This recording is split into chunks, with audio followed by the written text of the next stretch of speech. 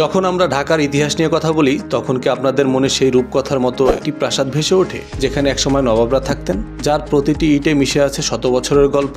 যদি উত্তর হ্যাঁ হয় তাহলে আজকের ভিডিওটি আপনার জন্যই। রহস্য জগতের এই পর্বে আজ আমরা আপনাদের জানাতে চলেছি বুড়িগঙ্গা নদীর তীরে দাঁড়িয়ে থাকা সেই ঐতিহাসিক গোলাপি প্রাসাদের কথা, যার নাম আহসান মঞ্জিল, এবং আরও জানব এর অলিতে গলিতে থাকা চমকপ্রদ ইতিহাস এবং এর বর্তমান অবস্থা সম্পর্কে। এই যে প্রাসাদটি দেখছেন, এর গল্প কিন্তু শুরু হয়েছিল 18 শতকে। তখন জামালপুরের পরগনার জমিদার শেখ এনায়েতুল্লাহ এখানে একটি প্রমোদ ভবন তৈরি করেছিলেন, যার নাম দিয়েছিলেন রংমহল। ভাবুন তো, এই বুড়িগঙ্গার তীরে এই রাজকীয় প্রাসাদ।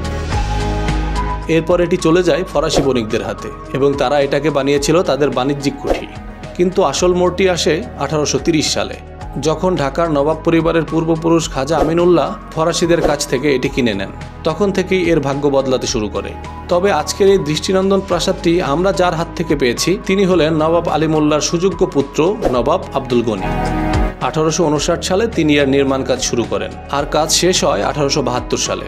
আর এর নামকরণ করা হয়েছিল তার প্রিয় পুত্র খাজা আহসানুল্লাহর নামে, আহসান মঞ্জিল। বুঝতেই পারছেন, নবাবদের ভালোবাসা আর ঐতিহ্যের মিশেলে এটি তৈরি হয়েছিল। কিন্তু আহসান মঞ্জিলের গল্পে একটি দুঃখজনক অধ্যায়ও রয়েছে। 1888 সালে এক ভূমিকম্পে এর মারাত্মক ক্ষতি হয়। বিশেষ করে এর অন্দরমহলটা প্রায় ধ্বংসই হয়ে গিয়েছিল। কিন্তু নবাব আহসানুল্লাহ ছিলেন একজন দৃঢ়চেতা মানুষ। তার তত্ত্বাবধানেই প্রাসাদটি পুনরায় মেরামত ও পুনর্গঠন করা হয়। আর এই সময়ই এর মাথায় বসানো হয় বর্তমানের এই সুন্দর গম্বুজটি। আর এই পুনর্গঠনের পরেই এটিকে গোলাপি রঙে রাঙানো হয়। আর সেই থেকেই এটি গোলাপি প্রাসাদ নামে পরিচিতি লাভ করে। কি অসাধারণ একটি ট্রান্সফরমেশন, তাই না? আহসান মঞ্জিল শুধু একটা বাড়ি ছিল না, এটি ছিল 19 শতকের মাঝামাঝি থেকে প্রায় 100 বছর পর্যন্ত বাংলার রাজনীতির কেন্দ্রবিন্দু। ঢাকার নবাবরা এখান থেকে তাদের দরবার পরিচালনা করতেন। বাংলার রাজনীতি থেকে শুরু করে সমাজের বহু গুরুত্বপূর্ণ সিদ্ধান্ত এই প্রাসাদ থেকেই নেওয়া হয়েছিল। 1906 সালে এই প্রাসাদ থেকেই অল ইন্ডিয়া মুসলিম লীগ প্রতিষ্ঠার সিদ্ধান্ত হয়েছিল।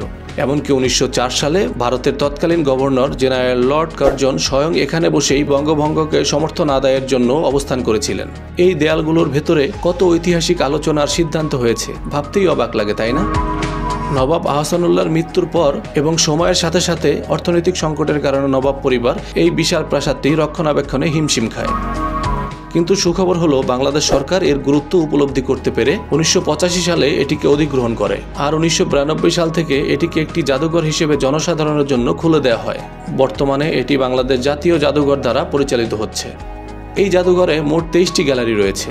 প্রতিটি গ্যালারিতে ঢাকার নবাবদের দৈনন্দিন জীবনযাত্রা, তাদের ব্যবহৃত আসবাবপত্র, সুন্দর তৈজসপত্র, এমনকি তাদের পোশাকও প্রদর্শিত হচ্ছে।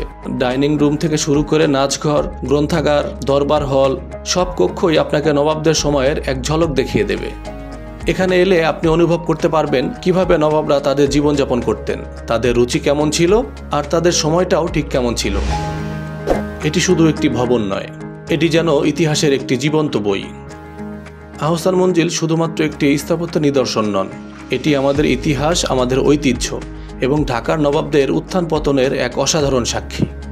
বুড়িগঙ্গার তীরে দাঁড়িয়ে থাকা এই গোলাপি প্রাসাদটি আজও তার মহিমা নিয়ে টিকে আছে আর আমাদের ডাকছে তার গল্প শোনার জন্য। যদি আপনার ইতিহাস ঐতিহ্য সম্পর্কে আগ্রহ থাকে, চাইলে আপনিও ঘুরে যেতে পারেন এই ঐতিহাসিক আহসান মঞ্জিল থেকে। বন্ধুরা, কেমন লাগলো আমাদের আজকের ভিডিও? আহসান মঞ্জিলের কোন অংশটা আপনার সবচেয়ে বেশি ভালো লেগেছে কমেন্ট করে জানাতে ভুলবেন না। আর হ্যাঁ, যদি ভিডিওটি ভালো লেগে থাকে তাহলে লাইক করুন, শেয়ার করুন এবং আমাদের চ্যানেলটি সাবস্ক্রাইব করুন এমন আরও ঐতিহাসিক ভিডিও দেখার জন্য। দেখা হচ্ছে পরের ভিডিওতে। সে পর্যন্ত ভালো থাকুন। আল্লাহ হাফেজ।